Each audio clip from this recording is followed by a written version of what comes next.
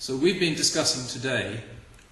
what we see the implications of these measures would be on our ability to continue to manage resistance to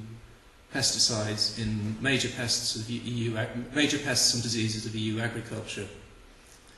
and on that basis to formulate some conclusions in relation to that likely impact and to formulate some recommendations which will shortly this evening some of us will be passing on to the Slovenian Minister of Agriculture.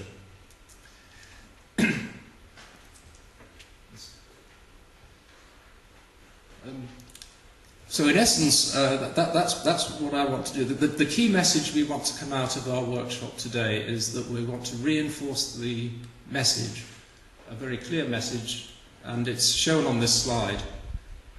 Reliance on just one weapon is extremely risky. It will almost certainly result in resistance developing in due course to that particular weapon. We have to maintain what's variously being called an armoury or a toolbox of options for controlling the key pests and diseases we have to contend with.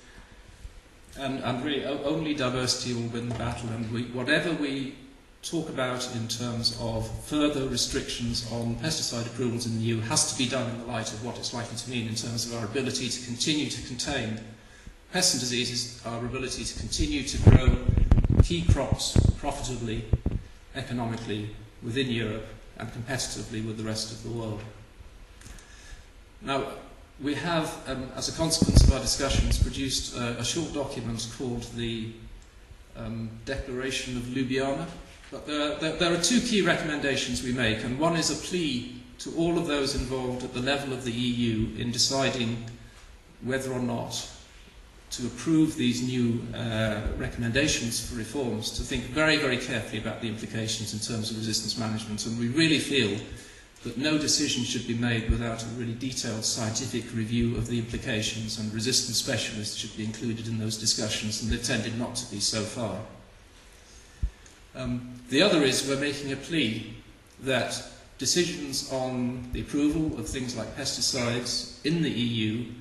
should continue as they are now to be based on very scientific risk assessment based criteria, rather than responding to what we see as rather arbitrary decisions in terms of hazards.